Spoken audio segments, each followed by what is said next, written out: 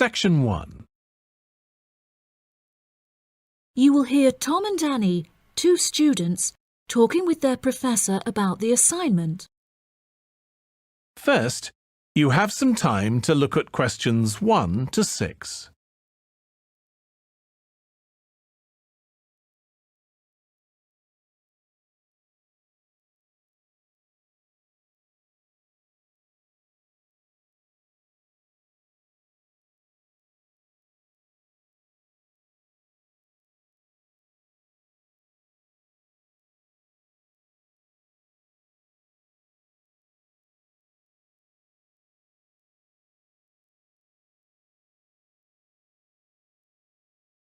Professor Tomlinson, may Annie and I please quickly ask you a few questions about the reflective journal assignment? It's just that we're a bit confused as to what you want us to include and discuss. Yes, of course. What are you having trouble with? Well, everything really. To start with, what should be included first in the reflective journal? Perhaps suggestions from others? No. Firstly, you should include the study goals you set yourself at the beginning of the module. This section should have been discussed in some detail towards the beginning of the course by Professor May. You should be able to find her suggestions on the slides she has provided the class online. OK, thank you, Professor. Could I also trouble you to take a brief look at my bibliography and footnotes? I feel like they're missing something. Most of our friends' bibliographies are longer.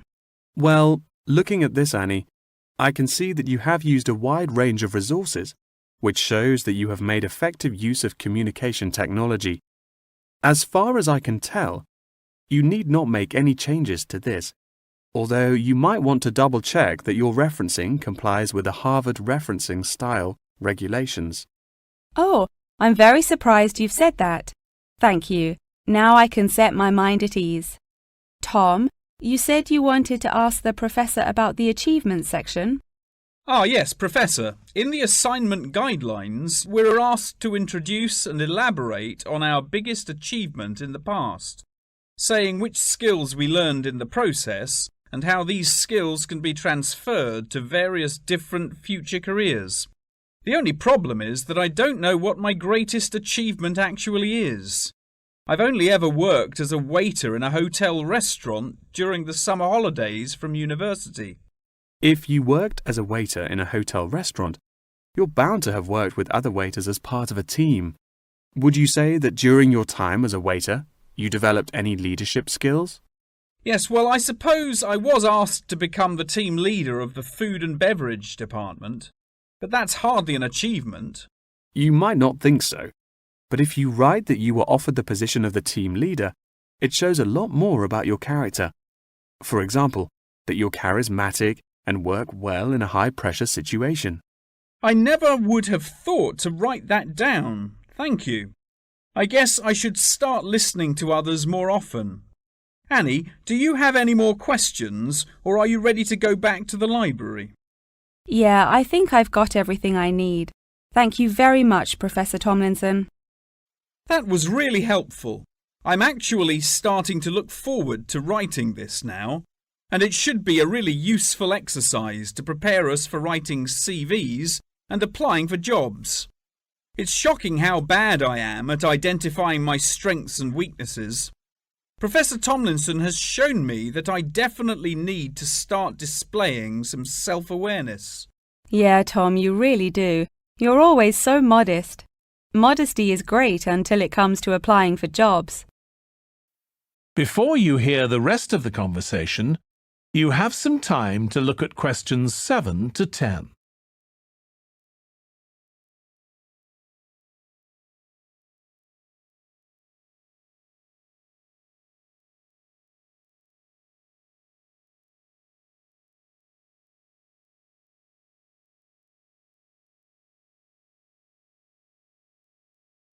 Now listen and answer questions 7 to 10.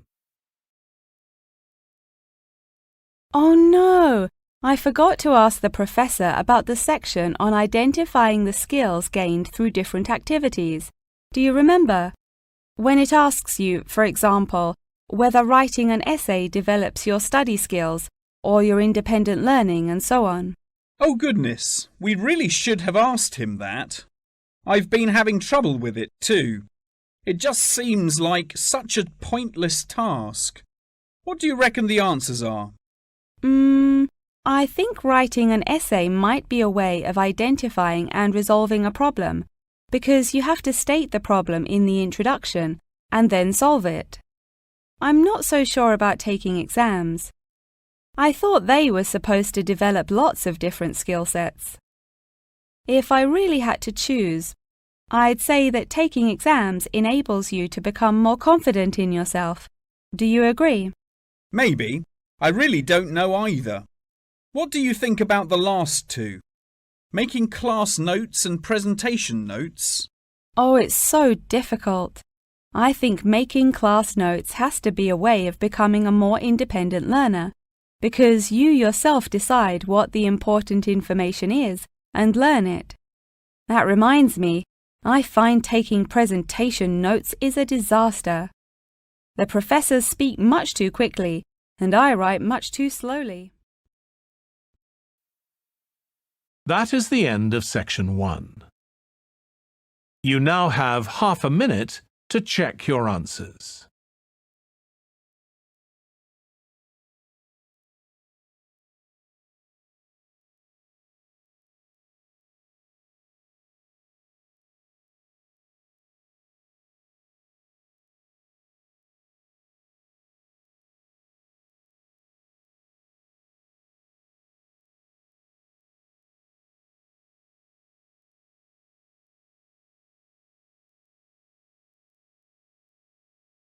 Now turn to section 2.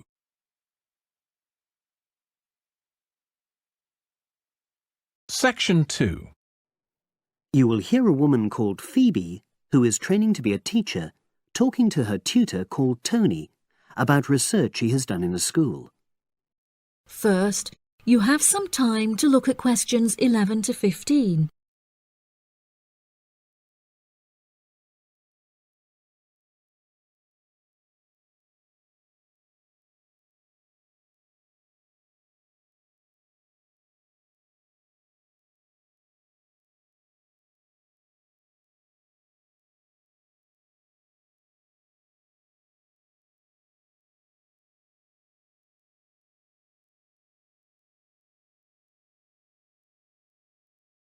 Now listen carefully and answer questions 11 to 15.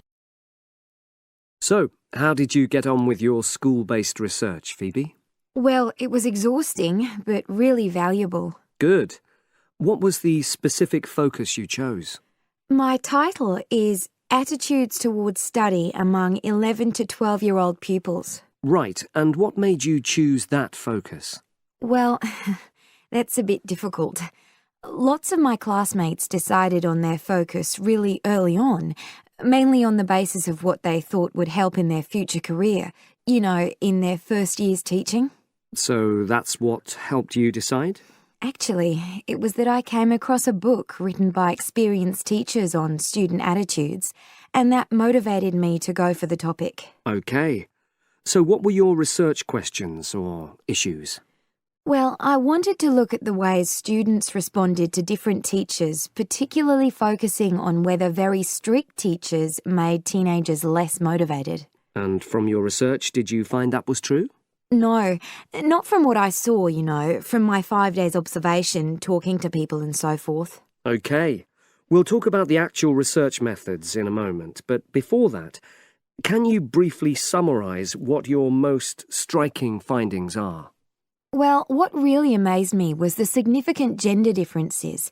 I didn't set out to focus on that, but I found that boys were much more positive about being at school. Girls were more impatient. They talked a lot about wanting to grow up and leave school. Very interesting. Yeah, it is. From doing the research, it was clear to me that you might start out to focus on one thing, but you pick up lots of unexpected insights. Right. Did you get any insights into teaching? Yes, certainly. I was doing a lot of observations of the way kids with very different abilities collaborate on certain tasks. Help each other. And I began to realise that the lessons were developing in really unexpected ways. So, what conclusion do you draw from that? Well, I know it's necessary for teachers to prepare lessons carefully, but it's great if they also allow lessons to go their own ways. Good point. Now, I'm really pleased to see you doing this. Analysing and drawing conclusions based on data. But surely this isn't proper data. Because it's derived from such small-scale research. Well, as long as you don't make grand claims for your findings, this data is entirely valid. I like the way you're already stepping back from the experience and thinking about what you've learned about research. Well done. But I know I could have done it better. As you become more experienced, you'll find ways to reduce the risk of difficulties. Okay. Before you hear the rest of the talk, you have some time to look at questions 16 to 20.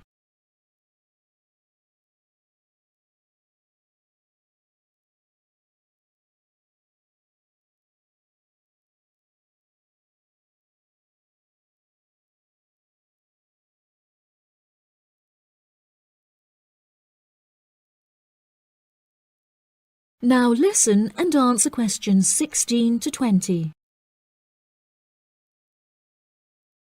So, let's look in more detail at how you gathered your data. Let's start with lesson observation. Well, it generally went quite smoothly. I chose my focus and designed my checklist. Then teachers allowed me into their classes without any problems, which surprised me. It was afterwards that the grueling work started. Yeah, it's very time-consuming, isn't it? Making sense of analysing your observation notes. Absolutely. Much more so than interview data, for example. That was relatively easy to process, though I wanted to make sure I used a high-quality recorder to make transcription easier. And I had to wait until one became available. Right. And did you interview some kids as well? In the end, yes. I talked to 10, and they were great. I'd imagined I'd be bored listening to them, but... So it was easy to concentrate? Sure. One of the teachers was a bit worried about the ethics, whether it was right to interview young pupils, and it took a while for him to agree to let me talk to 3 of the kids in his class, but he relented in the end. Good. What other methods did you use? I experimented with questionnaires, but I really regret that now. I decided to share the work with another student, but we had such different agendas it ended up taking twice as long. That's a shame. It might be worth you reflecting on ways you might improve on that for future projects. You're right, yeah. Okay. And the other thing I did was stills photography. I didn't take as many pictures as I'd hoped to. Lack of time? It's pretty easy just snapping away, but I wanted each snap to have a purpose, that would contribute to my research aims, and I found that difficult. Well, that's understandable, but remember... That is the end of section 2. You now have half a minute to check your answers.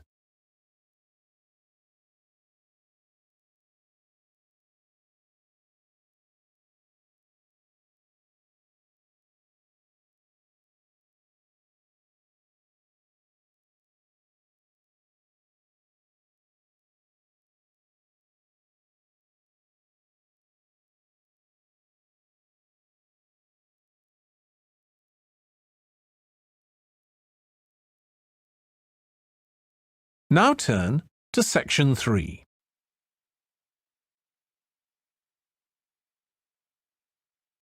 Section 3. You will hear a conversation between a student and her professor talking about a summer course. First, you have some time to look at questions 21 to 24.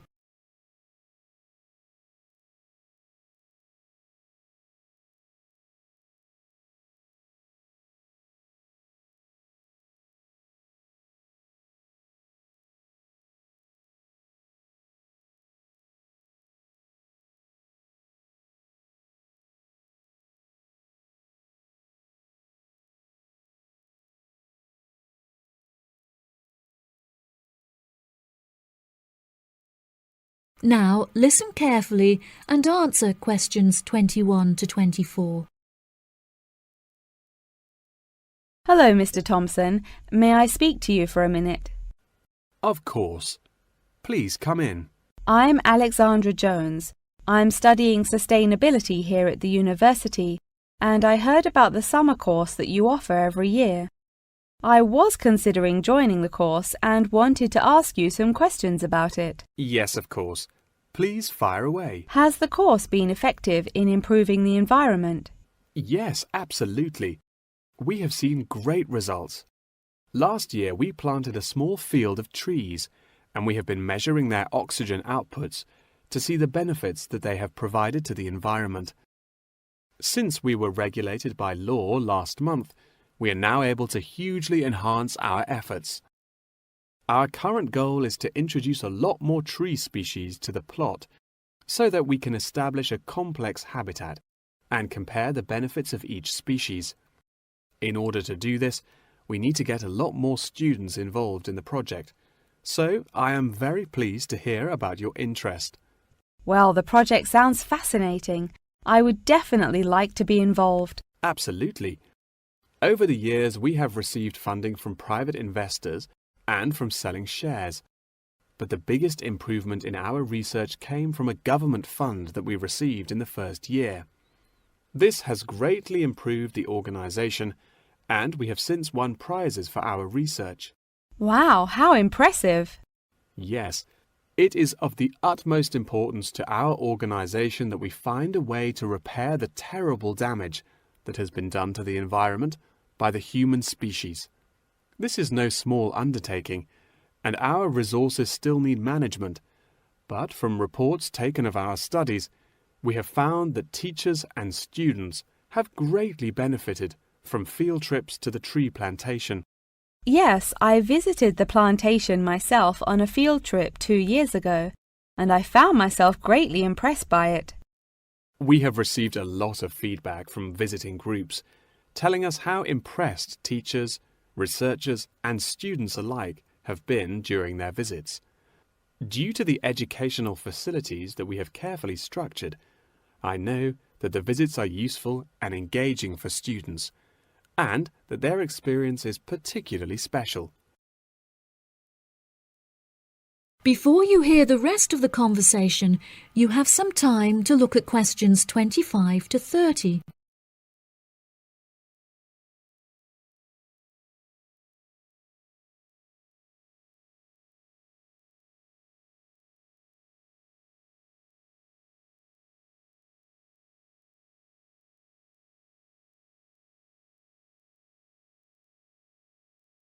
Now listen and answer questions 25 to 30.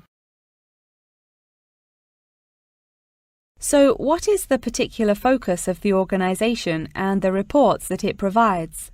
I am personally very interested in soil erosion, so I knew that I definitely wanted to focus some of the report on this area. Before I set up the organisation, I looked up information on what areas were currently being researched, and I found that there were already studies into air pollution and water pollution. I obviously wanted to find a unique area to research, and so these were no good. I was tempted to look into the background of overgrazing, but the impacts of forest exploitation are far more devastating, and very little research has been carried out on this subject. So I decided that this should also form some focus for the report. Yes, that makes sense.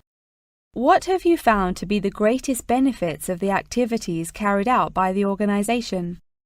I have found that the greatest benefits are not the ones that anyone can learn from a book, like how to collect data, but more importantly are life lessons that one can gain only from experience. Students who have partaken in the summer course have massively enhanced their confidence, which will prove invaluable for the rest of their lifetime. The people who partake in the summer course already know the importance of environmental protection, so it is not important that we spend time teaching them this. Students instead benefit from learning the importance of punctuality, as each day they have to wake up early to make sure that they are not late for their practical experience sessions. If I decide to attend the summer course, what will I be doing for the rest of the time when no activities are going on? Well, we unfortunately don't yet have a library on site, so you would be unable to read reference books, although you are obviously welcome to bring some books of your own with you. We offer a range of fun hobbies, such as games and painting, for students to participate in outside of their classes, so you could participate in one of these activities. We do not offer tutorials outside of the scheduled classes. However, you are free to interview teachers and ask them any questions you may have about the research. Well, the course sounds fantastic. I would definitely like to participate during the summer. Thank you so much for your help. No problem at all. Here is a form with all of the details. I look forward to seeing you there. That is the end of section 3. You now have half a minute to check your answers.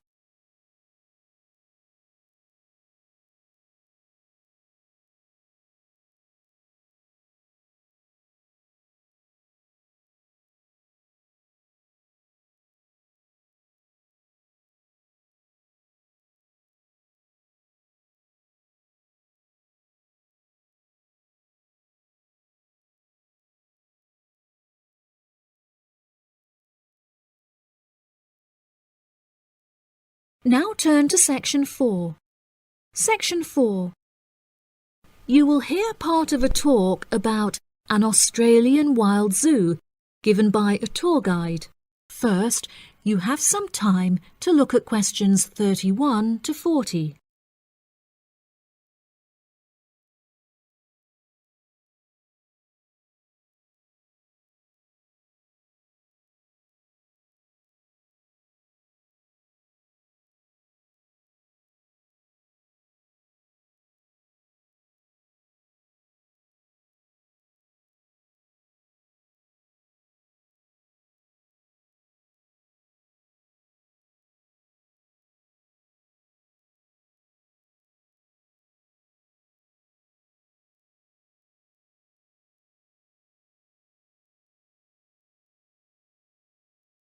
Now listen carefully and answer questions 31 to 40.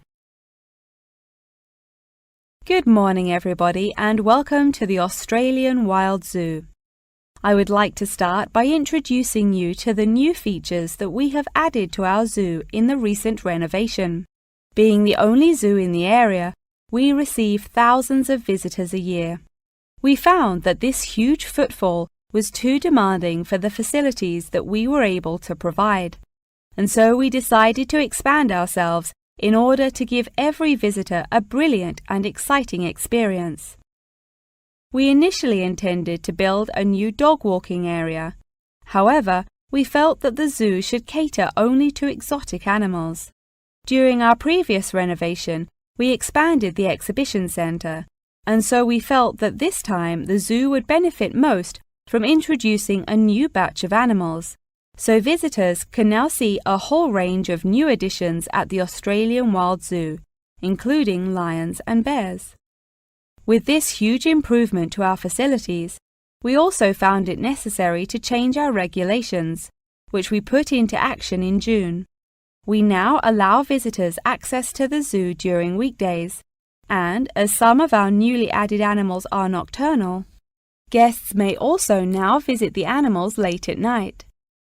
Unfortunately, some visitors had started feeding the animals during these late-night viewing times, which disrupted their feeding pattern, and as a result, we had to ban food in the viewing areas. One of our most exciting additions to the zoo is our native kangaroo, who we have named Frisbee. For a fee of just $5, visitors can have their photo taken with him and have it printed onto a selection of items such as keyrings and mugs. At first, visitors were also allowed to feed Frisbee items that we provided, such as carrots and leaves. However, some guests started feeding him hamburgers and chips, so we were forced to forbid visitors from feeding him. As kangaroos are such calm animals, Frisbee isn't disturbed by the noises and shouting of visitors at the zoo, which has helped him to settle in at his new home very quickly. The Pie Dog Zone has been permanently closed throughout the winter period to allow the dogs to hibernate as they would in their natural habitat. We were very excited to be reopening the zone. However, unfortunately, we have been forced to close it temporarily as the result of a broken fence, which will take about 1 week to fix. We were intending to renovate the zone with the other construction that we were undertaking, but unfortunately we did not have sufficient funds. We understand that this temporary closure may disappoint our visitors, and so we have decided to offer a discounted price on our tickets for the next week. If you ask at the reception desk, they will happily direct you to the photo shop where you can purchase the ticket. The ticket will also entitle you to a 10% discount off any item in our gift shop, where we sell a range of items including postcards and fluffy toys.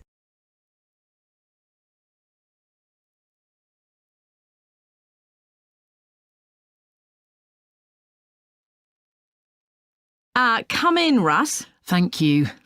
Now, you wanted to consult me about your class presentation on nanotechnology.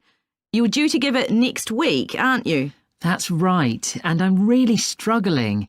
I chose the topic because I didn't know much about it and wanted to learn more, but now I've read so much about it, in a way there's too much to say. I could talk for much longer than the 20 minutes I've been allocated. Should I assume the other students don't know much and give them a kind of general introduction? Or should I try and make them share my fascination with a particular aspect? You could do either, but you'll need to have it clear in your own mind. Then I think I'll give an overview. OK. Now, one way of approaching this is to work through developments in chronological order. Uh-huh. On the other hand, you could talk about the numerous ways that nanotechnology is being applied. You mean things like thin films on camera displays to make them water repellent and additives to make motorcycle helmets stronger and lighter? Exactly. Or another way would be to focus on its impact in one particular area, say medicine or space exploration. That would make it easier to focus. Perhaps I should do that. I think that would be a good idea. Right. How important is it to include slides in the presentation? They aren't essential by any means, and there's a danger of tailoring what you say to fit whatever slides you can find. While it can be good to include slides, you could end up spending too long looking for suitable ones. You might find it better to leave them out. I see. Another thing I was wondering about was how to start.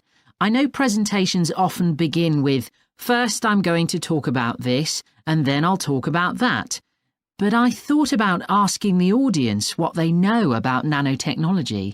That would be fine if you had an hour or two for the presentation, but you might find that you can't do anything with the answers you get, and it simply eats into the short time that's available. So maybe I should mention a particular way that nanotechnology is used to focus people's attention. That sounds sensible. What do you think I should do next? I really have to plan the presentation today and tomorrow. Well, initially, I think you should ignore all the notes you've made, take a small piece of paper and write a single short sentence that ties together the whole presentation. It can be something as simple as, nanotechnology is already improving our lives. Then start planning the content around that. You can always modify that sentence later if you need to. OK. That is the end of section 4. You now have half a minute to check your answers.